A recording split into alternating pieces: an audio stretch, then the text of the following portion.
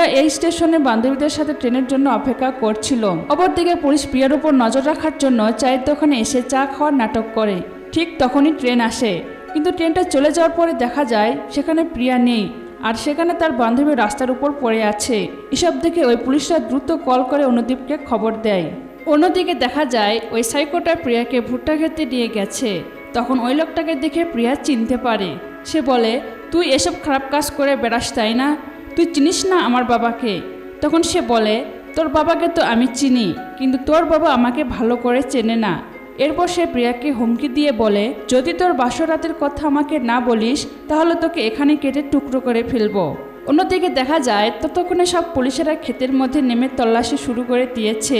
এদিকে প্রিয়া বাধ্য হয়ে তার সব কথা বলতে শুরু করে, আর সাইকোটা ঠিক সেভাবে প্রিয়াকে ধর্ষণ করে। এরপর সে প্রিয়াকে গলা চেপে ধরে এবং একটা পর্যায়ে প্রিয়ার মুখ দিয়ে রক্ত উঠে প্রিয়া মারা যায়। ঠিক তখনই পুলিশ তাকে ধরে ফেলে, কিন্তু পুলিশকে সে পাথর মেরে পালানোর চেষ্টা করে, কিন্তু অনুদীপ তাকে দেখে ফেলায় তার দিকে গুলি ছুটতে থাকে এবং একটা পর্যায়ে সাইকোর পেছনে দৌড়াতে দৌড়াতে অনুদীপ নিচে পড়ে যায়। এরপর একটা পাথর পেয়ে ছুঁড়ে মারে তার দিকে, আর পাথরের আঘাতে সাইকোটা পড়ে গিয়ে তার মুখ রক্তাক্ত হয়ে যায়। অনুদীপ তার কাছে গিয়ে দেখে সে আর কেউ নয়, সে হলো চান্দু। চান্দু বলে, আমি কিছুই জানি না স্যার, আমি তো পাম্প সেট করতে এসেছিলাম, আমি কিচ্ছু করিনি। কিন্তু পুলিশ তাকে মারতে মারতে থানায় নিয়ে যায়। অন্যদিকে ততক্ষণে এই গ্রামের সবাই জেনে গিয়েছে যে চান্দুকে পুলিশ ধরে নিয়ে গেছে, আর থানায় নিয়ে পুলিশ তাকে ইচ্ছামতো মারধর করে। রাজা ততক্ষণে ধ্রুপদীকে নিয়ে থানার উদ্দেশ্যে বের হয়। তখন পাশের বাড়ির মহিলা এসে বলে, তোর ভাই আমার বৌমাকে মেরে ফেলেছে, তোদের ভালো হবে না কোনো দিন। ওইদিকে খবর পেয়ে পঞ্চায়েত থানায় চলে আসে। তখন অনুদীপ থানায় ছিলেন না। পঞ্চায়েত এসআইকে 10 লক্ষ টাকা দিয়ে বলে, তোমরা যত আছো প্রত্যেককে 1 লাখ টাকা করে নিয়ে চলে যাও, আর চান্দুকে আমার হাতে দিয়ে যাও। আসলে পঞ্চায়েত চায় তার মেয়ের খুনিকে সে নিজে হাতে শাস্তি দেবে। এসআই তখন চান্দুকে তার কাছে দিয়ে দেয়। কিছুক্ষণ পর অনুদীপ থানায় ফিরে এসে দেখে চান্দু নেই। তখন সে এসপিকে কল করতে যায়। এতে এসআই বলে, স্যার আপনি এখানে শিখতে এসেছেন, আমাদের চাকরি খেতে নয়। অনুদীপ বলে, কি শিখাবে তোমরা? কিভাবে কালো টাকা নিয়ে খুনিকে ছেড়ে দিতে হয় এইটা শেখাবে তোমরা? আমি পুলিশে যোগদান করেছি, আমার প্যাশন ঘুষ নিতে নয়। তখন এসআই বলে, আপনি প্যাশনে ঢুকলেও আমি চাকরি করছি আমার টাকার জন্য, কারণ আমার পরিবার আছে, 3টা মেয়ে আছে, তাদের বিয়ে দিতে হবে। তাই আমি চাই প্রতিদিন ডাকাতি মার্ডারের কেসগুলো এখানে আসুক, যাতে করে আমার ইনকাম হয়। এরপর এসব বলে সে তার ভাগের 1 লক্ষ টাকা নিয়ে বাড়ি যাবার সময় বলে, আপনি এসপিকে কল করে আমার কথা বলে দিন, তারপর 1 বোতল বিষ আমার বাড়িতে পাঠিয়ে দিবেন, যাতে করে সবাই মিলে খেয়ে মরতে পারি। অন্যদিকে দেখা যায় থানায় রাধা আর ধ্রুপদী এসে অনুদীপকে বলে, স্যার আমার ভাই এমনটা করতেই পারে না, ও তো পাম্প সেট করতে গিয়েছিল, হয়তো আপনাদের কোনো ভুল হয়েছে। তখন অনুদীপ বলে, আমি জানি তোমরা ভালো লোক, কিন্তু আমার কিছু করার নেই, কারণ পঞ্চায়েত ওকে নিয়ে গেছে। অন্যদিকে দেখা যায় পঞ্চায়েত চান্দুকে টর্চার করেছে। সে তার মেয়েকে যেখানে যেখানে অলংকার পরিয়েছিল চান্দুকে ছুরি দিয়ে ঠিক সেখানেই কাটে। তখন রাধা ধ্রুপদী পঞ্চায়েতের কাছে গিয়ে তার হাতে পায়ে ধরে কান্নাকাটি করে। তারা বলে, ওকে জেলে দিন, সারা জীবন ও জেলেই পচে মরুক, কিন্তু ওকে এমনভাবে মারবেন না। তখন পঞ্চায়েত বলে, তোমরা অনেক ভালো লোক, কিন্তু আমার একমাত্র মেয়েকে তোমার ভাই মেরেছে, ওকে কষ্ট দিয়ে মেরেছে, আর আমার মেয়েকে আমি নিজ হাতে দাফন করেছি। তাই আমি আমার মেয়ের খুনিকে এভাবে বাঁচিয়ে রাখতে পারবো না, ওকে ঠিক এইভাবে কষ্ট পেয়ে মরতে হবে। তখন কোনো উপায় না পেয়ে রাধা ধ্রুপদী গ্রামের সব মাথা লোকদের কাছে যায়। তাদেরকে অনুরোধ করে পঞ্চায়েতকে বুঝিয়ে চান্দুকে ছাড়িয়ে দিতে বলে, কিন্তু তাতে কোনো লাভ হয় না, কেউ তাদের পাশে এসে দাঁড়ায় না।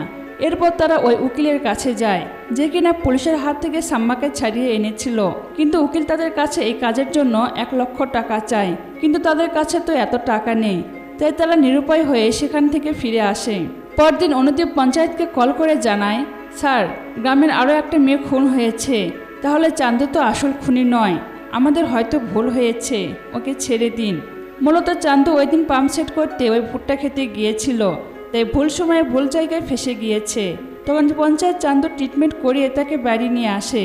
রাতের বেলায় রিনি অনুদীপকে ফোন করে বলে, আমি এতবার কল করছি, কিন্তু তুমি কেন তা পিক করছো না? অনুদীপ তখন এই গ্রামের সব কিছু রিনিকে খুলে বলে। রিনি তার অবস্থা বুঝতে পারে। তখন রিনি একটা বুদ্ধি করে। সে বলে, আচ্ছা ওই কিলার তো শুধুমাত্র নববধূদেরকে খুন করে তাই না? তাহলে চলো আমরা বিয়ে করে নেই, আর এইভাবে ওই কিলারকে খুব সহজে আমরা ধরতে পারবো।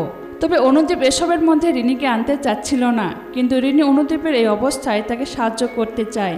সে যে কোনো অবস্থায় রিস্ক নিতে প্রস্তুত, তাই প্রথমে অনুদীপ রাজি না হলেও পরে সে রিনির কথা মেনে নেয়।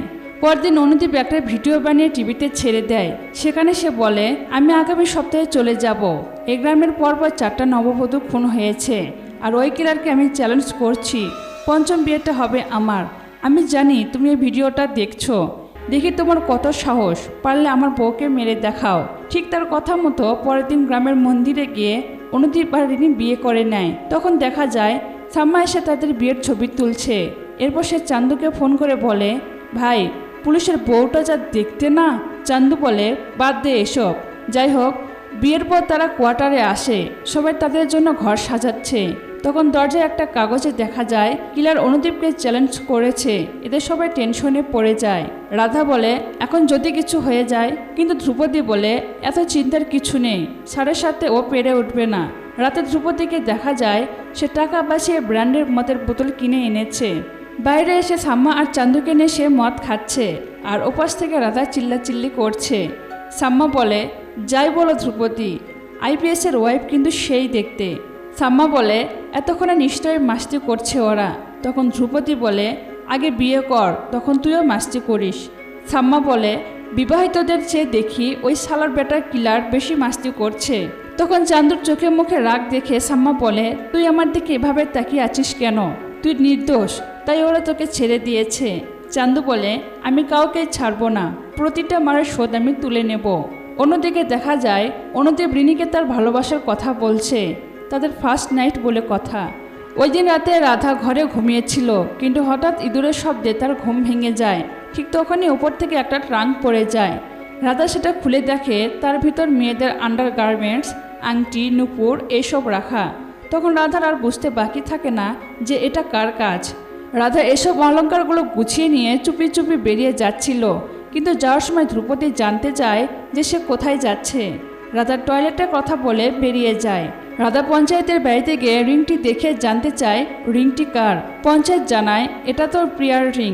রাধা তখন সেখান থেকে দৌড়ে মাধবীর শাশুড়ির কাছে চলে যায়, তার কাছে জানতে চায় এইটা কার রিং। মাধবীর শাশুড়িও জানায় এটা মাধবীর রিং। সবার থেকে বিষয়টা কনফার্ম করে রাধা বাড়ি ফিরে দেখে চান্দু আর ধ্রুপদী বাড়িতে নেই। তারা কোথায় গেছে কেউ জানে না। রাধা চিন্তায় পড়ে যায়। সে তার ফোন নিয়ে বেরিয়ে পড়ে। অনুদীপকে সে কল করতে থাকে, কিন্তু অনুদীপ ফোন সাইলেন্ট করে রাখায় রাধা তাকে অনেক কল করেও পায় না। এদিকে সকাল হয়ে যাচ্ছে আর রাধা অনুদীপকে কল করেই যাচ্ছে। তখন রাধা অনুদীপের কোয়ার্টারের দিকে দৌড়াতে থাকে। অন্যদিকে অনুদীপকে দেখা যায় সে বাইরে বসে পত্রিকা পড়ছিল। এর মধ্যে ধ্রুপদী এসে কাজ শুরু করে দেয়। তখন অনুদীপ বলে, ধ্রুপদী, কাপড়গুলো সব ওয়াশ করতে নিয়ে যাও। কিছুক্ষণ পর ধ্রুপদী কাপড়ের গাঁটটি নিয়ে বের হয়। যাওয়ার সময় ধ্রুপদী বলে, স্যার, এখানে অনেক কাপড়, আমি আগামীকাল দিয়ে যাব। এরপর অনুদীপ ফোন চেক করে দেখে রাধা তাকে কল করেই যাচ্ছে। তখন রাধা জানতে চায় ম্যাডাম কোথায়। অনুদীপ সাথে সাথে ভিতরে গিয়ে দেখে রিনি কোথাও নেই। তখন রাধা ওপাশ থেকে বলে, স্যার, এই কিলার আর কেউ নয়, আমার স্বামী। অন্যদিকে ধ্রুপদী কাপড়ের গাঁটিতে করে রিনিকে নিয়ে এসেছে। দেখা যায় ধ্রুপদী কাপড় আনার সময় রিনির কাছে গিয়ে তার গায়ে হাত দেয়। রিনি ভেবেছিল যে অনুদীপ হয়তো তার সাথে এমনটা করছে, কিন্তু ধ্রুপদী তাকে সেন্সলেস করে কাপড়ের মধ্যে বেঁধে নিয়ে যায়। আর এখান থেকে বোঝা যায় যে এইসব খুনের পেছনের মূল হোতা ধ্রুপদী।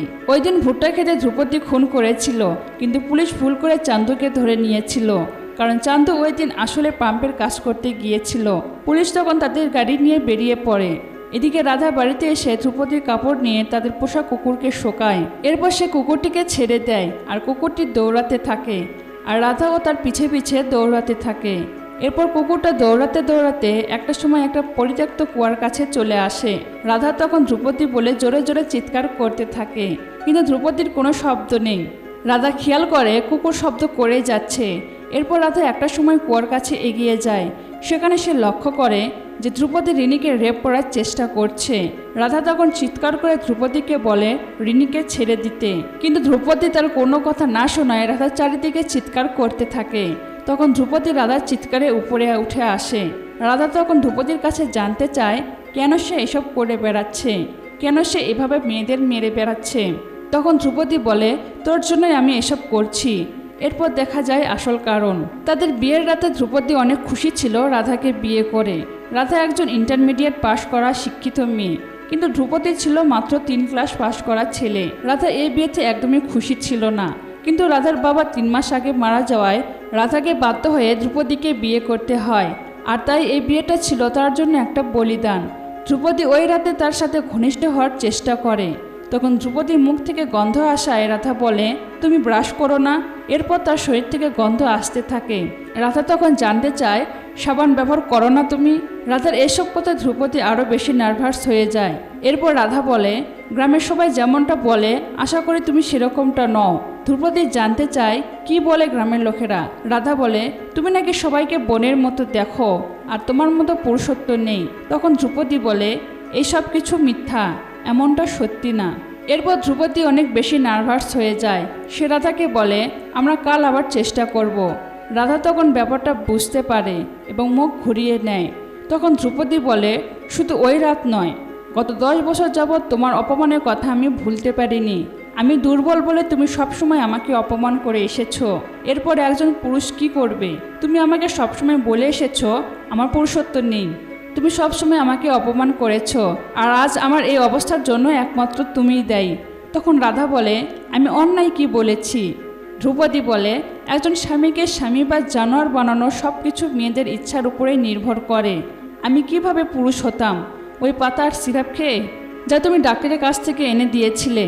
মাধবীদের বিয়ের রাতে ভোর 4টায় আমি তাদের শব্দ শুনতে পাই। জানালায় উঁকি দিয়ে দেখি ওরা ঘনিষ্ঠ হচ্ছে। আর ওই দিনে আমি বুঝতে পারি আমিও একজন পুরুষ। আর এরপর আমি মাধবীকে তুলে নিয়ে আসি আর নিজেকে টেস্ট করি। এরপর সফলও হই। আর যাতে কাউকে বলতে না পারে তাই আমি ওকে খুন করি। এরপর থেকে আমার আকাঙ্ক্ষা বেড়ে যায়। আমি আরও আগ্রাসী হয়ে উঠি।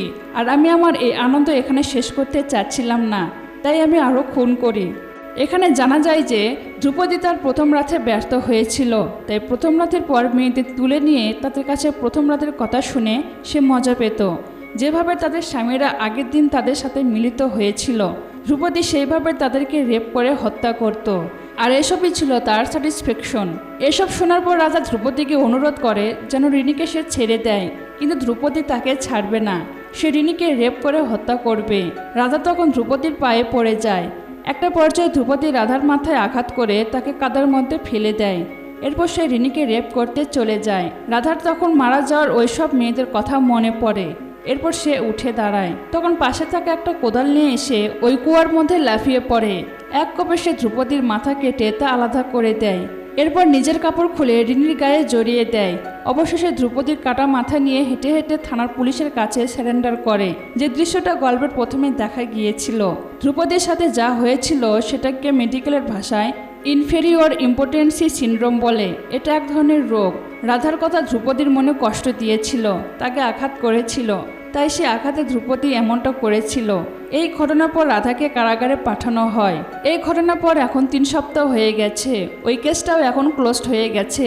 আর অনুদীপ রিনিকে নিয়ে এই গ্রাম থেকে চলে যাচ্ছে। আর এই দৃশ্যের মধ্য দিয়ে এই গল্পটা এখানে শেষ হয়ে যায়। তো গল্পটা কেমন লাগলো তা জানাতে একদমই ভুলবেন না। আজ এই পর্যন্তই। দেখা হবে আবার নতুন কোনো গল্প নিয়ে। সে পর্যন্ত ভালো থাকবেন। আল্লাহ হাফেজ।